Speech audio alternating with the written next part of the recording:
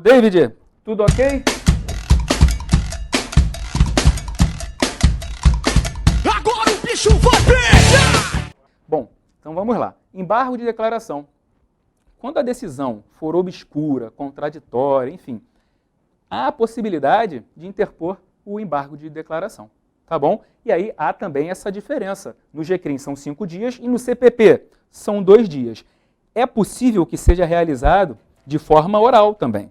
E aí, posteriormente, será reduzido a termo. Existem diversos pedidos que podem ser também de forma oral, como a gente vai ver na lei de interceptação telefônica, que também permite esse pedido de forma oral.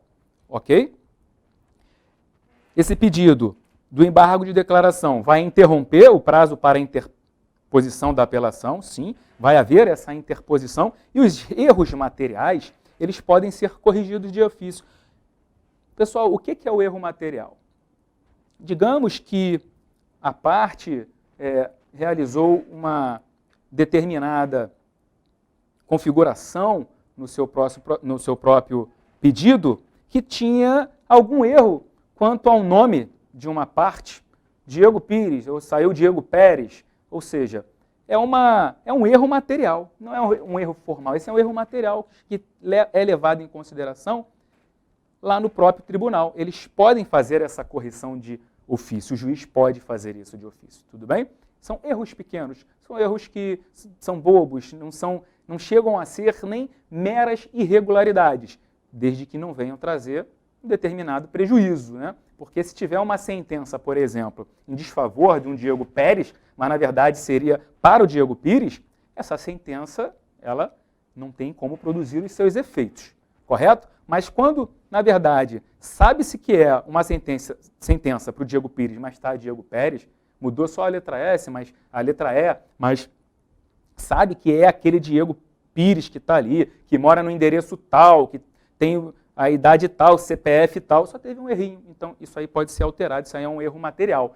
Então, fiquem bastante atentos, porque na prova pode vir um pequeno exemplo falando sobre um erro que não vai causar um prejuízo grande. Então, pensa nisso, tá bom? Erro que não vai causar um grande prejuízo.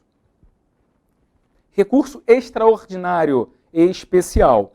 O recurso, isso aí vocês podem verificar, olhar novamente a aula de controle de constitucionalidade. Tá? Lá eu falei sobre o recurso extraordinário e o recurso especial. O recurso extraordinário ele será remetido para o STF. O recurso especial ele será remetido para quem? Para o STJ. E aí a gente tem que entender o seguinte, o recurso extraordinário é cabível, o recurso especial não é cabível. Mas, Diego, por quê? Porque no dispositivo que versa sobre o recurso especial, afirma que caberá o recurso das decisões, entendeu? Das decisões, das causas decididas. Já o dispositivo que trata do STJ não fala das decisões, fala daquelas decisões tomadas pelos tribunais. E de acordo com os tribunais superiores e com a doutrina, a turma recursal não é considerada um tribunal. Por quê? Porque é de primeiro grau, como eu falei anteriormente. Então, se a turma recursal não é considerada um tribunal, não é cabível um recurso especial para o STJ, mas cabe o recurso extraordinário para o STF. Ok? Olha que bacana, é uma questão muito boa de prova. Habeas corpus de turmas recursais. Tá? O habeas corpus das turmas recursais será enviado para o Tribunal de Justiça ou, nos casos federais, para o Tribunal Regional Federal. Diego, mas a súmula 690 do STF diz que é para o STF. Essa súmula está superada, pode desconsiderar. Tudo bem? Habeas corpus, em detrimento de turma recursal, será julgado pelo Tribunal de Justiça ou pelo Tribunal Regional Federal, nos casos em que a infração for o quê? Federal. Tudo bem? Mandado de segurança. O mandado de segurança, pessoal, já é diferente. O mandado de segurança será remetido nos casos em que a turma recursal julgar para a própria turma recursal. Mas se for contra ato do juiz, que estiver lá no GCRIM, no juizado, quem vai julgar esse mandado de segurança é a turma recursal. Mas se a própria turma recursal recebeu e julgou esse mandado de segurança, quem vai decidir será quem? A própria turma recursal. Ah, Diego, mas e a súmula 376 do STJ? Tá? É uma súmula que será levada em consideração. Agora, e quando o ato for da própria turma recursal?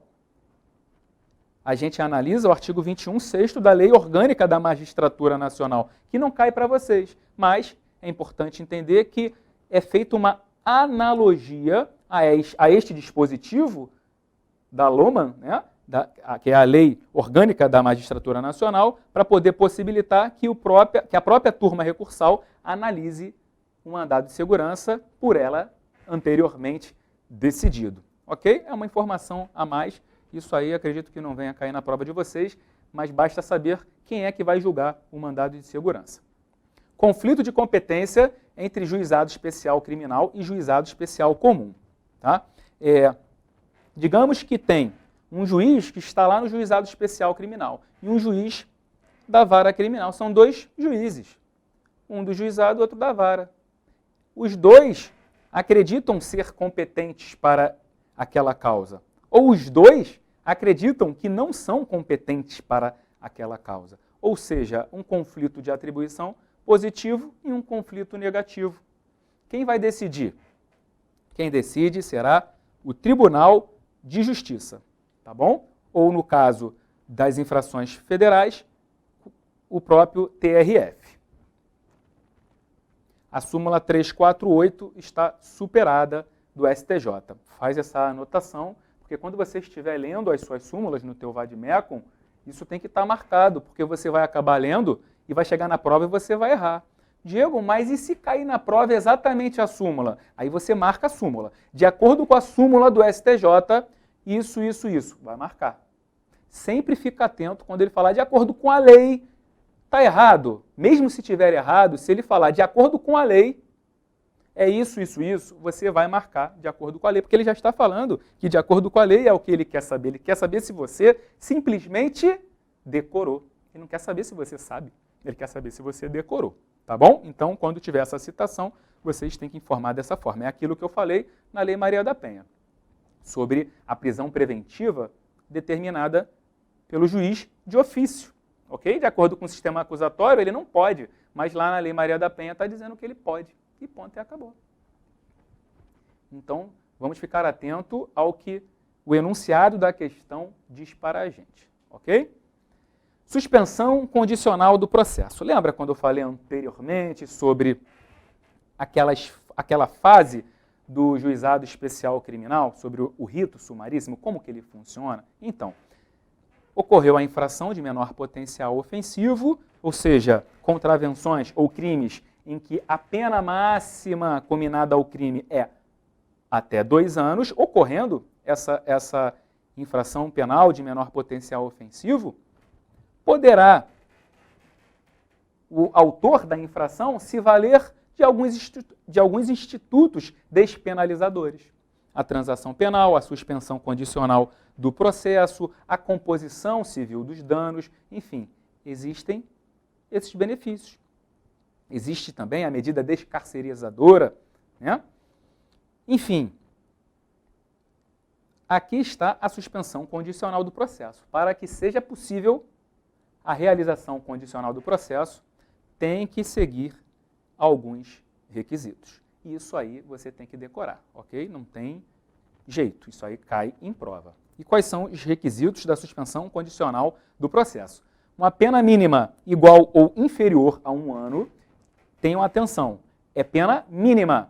Quando for falar da transação penal, para haver transação penal, a pena é a máxima 2 anos. Para que haja suspensão condicional do processo, a pena é a mínima de 1 ano, ok? Então, não confundam, porque isso é trocado na prova, tá? E aí, a suspensão condicional do processo cabe em todo o direito penal, em vários dispositivos. Não vai valer naqueles que houver a proibição, como no exemplo da Lei Maria da Penha, que não cabe, né? A gente já sabe que a Lei 9.099 não cabe na Lei Maria da Penha. Agora, além dos requisitos da suspensão condicional do processo, é importante ressaltar que os requisitos do sursis também têm que ser levados em consideração. Diego, o sursis não é a suspensão condicional do processo. O sursis é a suspensão condicional da pena, que está prevista aonde? Lá no Código Penal, artigo 77 do Código Penal. Então, não vamos fazer essa confusão. Sursis, que é a suspensão condicional da pena, e a suspro, que é a suspensão condicional do processo. Tudo bem? E para que haja, então, a destinação dessa suspensão condicional do processo, tem que ter esses requisitos da suspensão condicional do processo, mais os requisitos lá da suspensão condicional da pena, que está no artigo 77 do Código Penal, tem que dar uma lida lá, tá bom? E aí a suspensão será de 2 a 4 anos, na suspensão condicional do processo, e o agente não pode estar sendo processado ou condenado por outro crime. Aí aqui eu já coloquei, né? E na Lei 11.340, Diego? Na Lei 11.340 a gente já sabe que não será possível. Diego, entendi. Agora, e a suspensão condicional da pena é possível na Lei Maria da Penha? Sim, é possível a suspensão condicional da pena na Lei Maria da Penha, porque a suspensão condicional da pena está prevista no Código Penal, não está prevista na Lei 9.099. Então é possível que haja a suspensão condicional da pena. O que não pode é a suspensão condicional do processo na Lei Maria da Penha. Tá bom? Uma questão. Em se tratando de crimes praticados com violência doméstica e familiar contra a mulher, é possível a suspensão condicional da pena? Eu acabei de falar, né? Questão correta. Não vamos confundir suspro com sursis. Tá? Estão ali os artigos. Anota esses artigos. Faça uma remissão do artigo 89 da Lei 9.099 para o artigo 77 do Código Penal. Revogação obrigatória. Revogação obrigatória da suspro.